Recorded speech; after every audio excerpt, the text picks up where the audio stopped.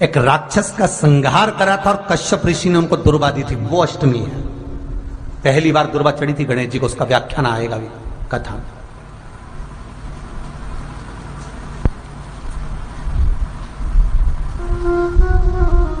मूंग कटोरी में भरकर, गुड़ की खोड़ी रखकर, गुड़ की बट्टी, 5 बेल पत्र, जिसको बहुत बीमारी हो, दमा, श्वास, किडनी आदि का आदि बहुत बीमारी हो, 21 बार शरीर पर से उतार कर महाराज सीधे हाथ में रखकर नाम गोत्र खुद का बोलकर और भगवान से गणेश जी से विनती कर कर अष्टमी तिथि के दिन, बुधवार के दिन जो भी आ रही है, बहुत समय के बाद पड़ रही है, उस दिन उस कटोरी नहीं लेना, पुरानी कटोरी नहीं लेना, कोई कटोरी घर में नहीं हो, नई कटोरी, और उसको गणेश जी के मंदिर में पहुंचा दीजिए। गणेश जी के मंदिर में पहुंचाएं, गणेश जी के मंदिर में पंडित जी भी बैठे रहें, हाथ में मत देना उस कटोरी को, भले दरवाजे पर, चौखट पर, गणेश जी के राइट हैंड की ओर, आपका उल्टा हाथ होगा, गणेश जी का सीधा हाथ होगा, तो गणेश जी का जो राइट हैंड हो, दर्शन करते समय सीधा हाथ इधर आएगा, उस हाथ के वहीं पर, अर्थात जमीन पे ही रख देना, पर रखना भूमि पर ही। महाराज कैसी भी बीमारी होगी, अगर चलने में भी तकलीफ हो रही होगी, तो अष्टमी को कर कर देखना, 11 या 12 तक आपको अंतर मालूम पड़ जाएगा। ये अष्टमी कोई साधारण नहीं आ रही, बुधवार को भगवान के पूर्ण सुख देने वाले, आनंद देने। अष्टमी बहुत सुंदर दिवस है, बहुत बहुत बधाइयां महाराज। वो दुर्गा कोई साधारण नहीं है, वो दुर्गा कोई सहज नहीं है महाराज। शिव पंचायत में माता दुर्गा भवानी के बैठने के कुछ कारण और है। पशुपति व्रत में पहला दिया, जो 5 दिए लगाए जाते हैं, उसमें पहला किसका है? जम के बोलो जरा, मां दुर्गा। दूसरा दीप पशुपति व्रत में जो दूसरे नंबर का दिया लगाया जाता है, वो दीप हमारे कुल देवी, कुल देवता, पितृदेव, आहुत देव, वासुक देव, जो भी आपके घर के देवी देवता हैं, उसके निमित्तार्थ लगाया जाता है। दूसरा दीप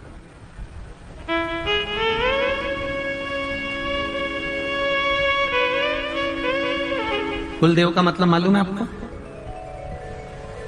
जम के बोलिए जरा, कुल देव का मतलब मालूम है? कुल देवी या कुल देवता का मतलब, कुल देवी और देवता का मतलब होता है जिस देवता से या जिस देवी से आपका अधिक स्नेह जुड़ा हुआ हो, वो कुल देवी या कुल देवता कहलाते हैं, जिससे आपका स्नेह जुड़ा हो,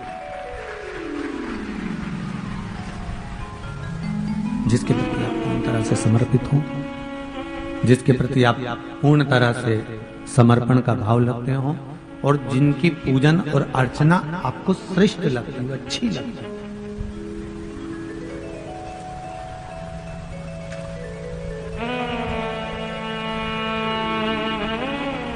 क्या काम है कुल देवी देवता का? घर में 3 तरह के तुलसी के क्यारे होते हैं। पहला चौकोर, दूसरा षडाकृति का, 6 षडाकृति कमल के फूल जैसा 6 आकृति होती है। तीसरा गोल।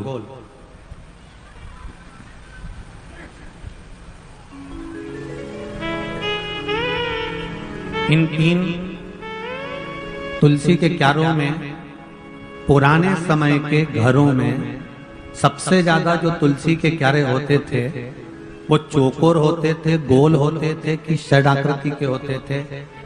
सबसे ज्यादा यदि पुराने घरों में तुलसी के क्यारे होते थे, आज भी गांव-गांव में महाराष्ट्र, गुजरात, राजस्थान, छत्तीसगढ़, मध्य प्रदेश, साउथ में, आंध्रा में, तमिल में, तुम्हें जहां जाकर देखोगे, उत्तराखंड आदि में सबसे ज्यादा अगर तुलसी के क्यारे मिलेंगे तो आपको चौकोर मिलेंगे। जम के वो लोग कौन से मिलेंगे? चौकोर। क्यों होते हैं वो?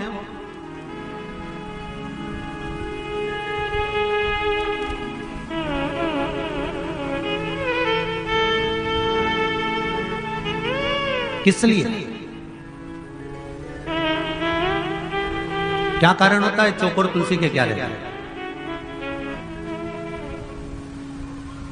कि चौकोर जो तुलसी का क्यारा होता है, इसमें पितरों का, कुल देवता का, कुल देवी का, कुल के जितने भी हमारे पूर्वज होते हैं उनका स्थान चौकोर तुलसी के क्यारे में बना हुआ होता है। अपने आप उसको बनाने की जरूरत नहीं पड़ती। जब हम तुलसी के क्यारे में दिया लगाते हैं, तुलसी के क्यारे के पास में दीपक रखते हैं, तो वो दिया केवल तुलसी को नहीं लगता, कुल देवी देवता, पितृदेव, आहुदेव, वासुदेव सबको। अब जरा देखिए हमारा सनातन धर्म देखिए कितना प्रबल होगा। एक चौकोर तुलसी के क्यारे से किस किस चीज की फल की प्राप्ति हो सकती है, यहां तक स्कंद पुराण कहती है हमारे।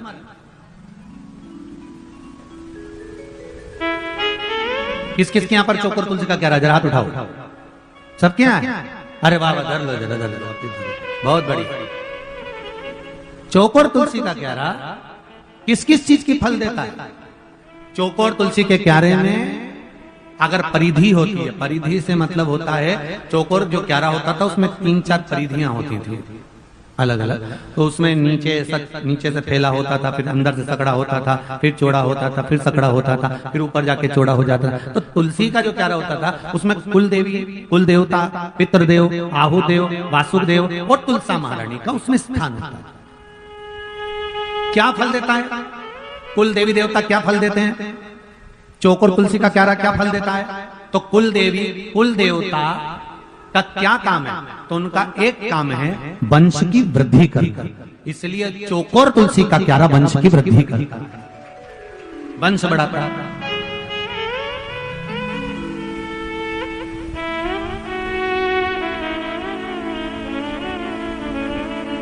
अगर चौकोर तुलसी के क्यारे में बहू विवाह कर आई, बेटी अगर विवाह कर आई ससुराल में, और ससुराल में आने के बाद उसने एक नियम ले लिया कि मुझे तुलसी के क्यारे में जल डालना है, घी का दिया लगाना है, दीप लगाना है, तो उसके घर में कभी वंश की कमी नहीं हो सकती, वंश बढ़ेगा ही, चाहे वर देना पड़ेगा। स्वयं यशोदा जी का चरित्र करता है, स्वयं यशोदा जी का चरित्र। यशोदा जी की माता जी, माता यशोदा की मां पाटला देवी,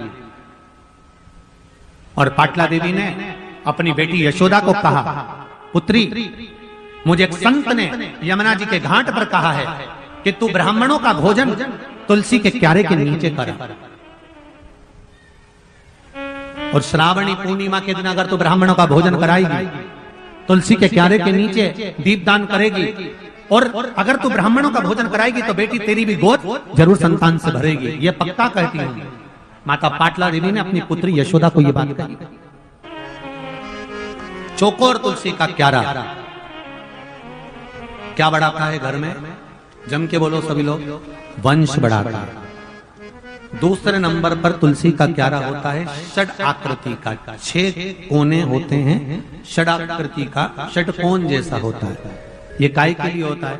तो कहा ये घर में आने वाली समस्या को दूर करता। षड आकृति का तुलसी का क्यारा। और एक तुलसी का क्यारा होता है गोल, जिसको कुंड कहते हैं, कुंडी कहते हैं, जिसमें तुलसी लगी होती है। गोल तुलसी का क्यारा स्कंद पुराण कहती है ये व्याधियों को हरता है। काय को हरता है? व्याधियों। जिसके घर में गोल तुलसी का क्यारा होता है, घर में अगर अनहोनी होने वाली होती है तो 2 दिन पहले, 4 दिन पहले, 6 दिन पहले, 8 दिन पहले ऐसा हृदय में महसूस होना चालू हो जाता है कि कुछ होने वाला है। जिस यहाँ पर गोल तुलसी के क्यारे होंगे उसको इस चीज का अंदाजा होगा। कि उसके घर में कहीं ना कहीं उसको भान होने लगता है कि कुछ होने वाला है, कुछ ऐसा घटने वाला है, कुछ ऐसा होने वाला है, उसको भान हो जाता, उसको स्मरण हो जाता।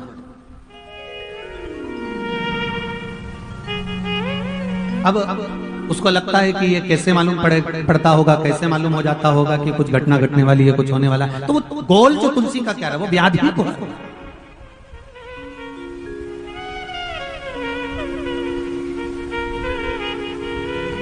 वो व्याधि का हरण कर ले।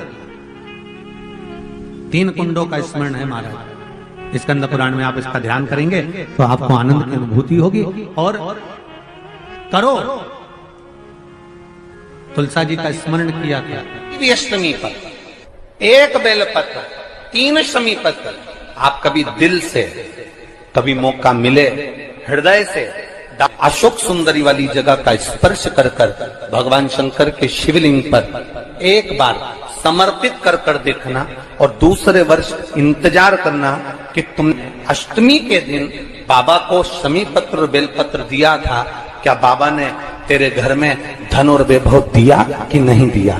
जो स्थिति में गाड़ी चल रही थी वो स्थिति की गाड़ी तेरी पार हुई कि ना।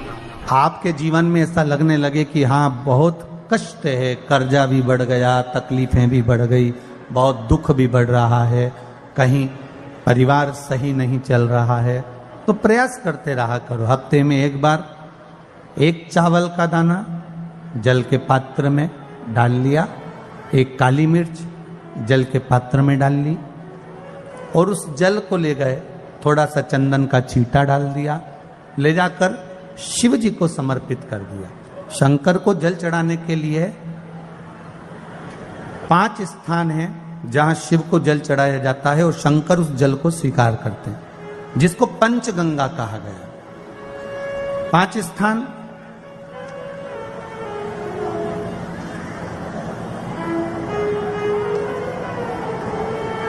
अच्छे से समझ लीजिएगा, जब भी शिव मंदिर में जाएं तो ये 5 स्थान शिव को जल चढ़ाने के लिए ये रखा है। शिवलिंग,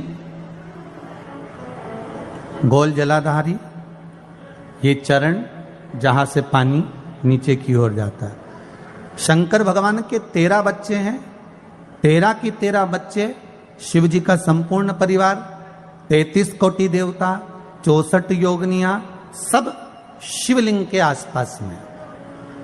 आप शंकर जी के मंदिर में जाकर ये कभी ना विचार करना कि पार्वती जी को ढूंढना पड़ेगा, या गणेश जी को ढूंढना पड़ेगा, या कार्तिकेय जी को ढूंढना पड़ेगा, या भैरव को ढूंढना पड़ेगा। हमें शंकर के मंदिर में जाकर किसी देवता को ढूंढने की जरूरत नहीं है। जहां शंकर भगवान का शिवलिंग रखा हुआ है वो माता जी का हस्तकमल है, माता पार्वती जी का स्थान है। जहां शिवलिंग रखा है वो शंकर भगवान है। जहां जलाधारी है, उस जलाधारी के पास में जहां पानी बहता है, बीच में अशोक सुंदरी का स्थान है। जहां से पानी बह रहा है उसका राइट भाग, वहां गणेश जी का स्थान है, लेफ्ट भाग कार्तिकेय जी का स्थान है। शंकर भगवान के ऊपर जो जल गिर रहा है वो शंकर भगवान की 5 लड़कियां, जया, विषहरा, शामली बारी, दौतली, देव, ये शंकर जी की 5 बेटियां ऊपर हैं। जहां से पानी बहकर उस निकासी से, जहां नाली बनी रहती है, पानी जहां से निकलकर बाहर मंदिर के जा रहा है वो 33 कोटि देवताओं का स्थान है। इसलिए सारे मंदिरों की परिक्रमा हो सकती है, पर शंकर जी के मंदिर की परिक्रमा नहीं करते, क्योंकि वो जल जो जा रहा है वो 33 कोटि देवताओं का स्थान है, उसको हम लांग नहीं सकते। वो स्थान जल चढ़ाते समय आप इसका स्मरण रखें। पानी का जब पात्र लेकर जाते हैं मंदिर के अंदर, सबसे पहले शिव जी का जो जलाधारी है उसमें राइट भाग पर अपनी मनोकामना कर कर जल चढ़ाएं, फिर लेफ्ट भाग में चढ़ाएं रोग मुक्ति के लिए, अशोक सुंदरी की जगह पर चढ़ाएं, ये 3रा स्थान। 4था स्थान माता पार्वती जी का जो कटी भाग है जहां पर शिवलिंग रखा हुआ है उस भाग पर जल चढ़ाएं, 4था भाग। 5वां भाग शंकर जी के ऊपर चढ़ाएं। ये 5 जगह पर जल क्रम वाइज चढ़ाएं। आप लोग जाते हो डायरेक्ट जाकर शंकर जी पे जल उंडेल करा जाते हो, सीधे गए और शिव जी पे जाकर आपने जल चढ़ा दिया। हमारे यहाँ शास्त्र कहता है जैसे अपन देवताओं की पूजन करते हैं तो पंडित जी सबसे पहले पूजन किसकी कराते हैं? जम के बोलो जरा, गणेश जी की। गणेश जी के बाद पूजन कराते कराते कराते कराते कराते कराते आगे के सारे देवता कराते कराते कराते कराते फिर जन पर पहुंचते हैं। आप डायरेक्ट मूल पूजन कराते कराते कराते कराते कराते कराते आगे के सारे देवता कराते कराते कराते कराते फिर मूल पूजन पर पहुंचते हैं। आप डायरेक्ट मूल पूजन पे पहुंच जाते हो।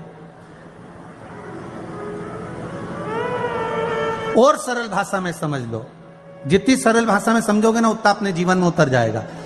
इस छत के ऊपर आपको चढ़ना है, निशानी रखी है,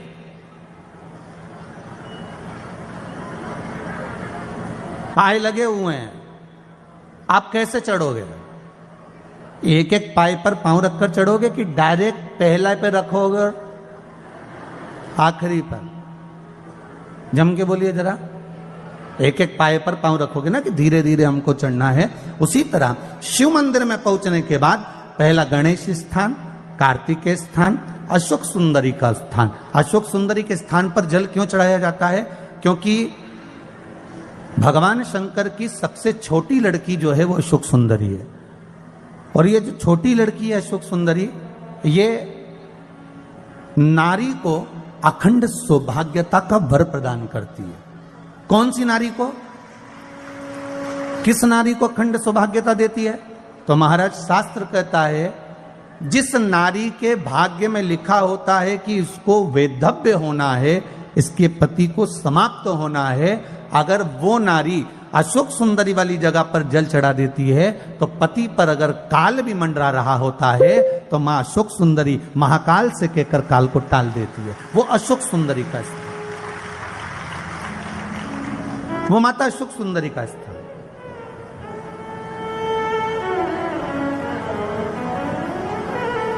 जल चढ़ाने का एक नियम है। यहां जल चढ़ाया, फिर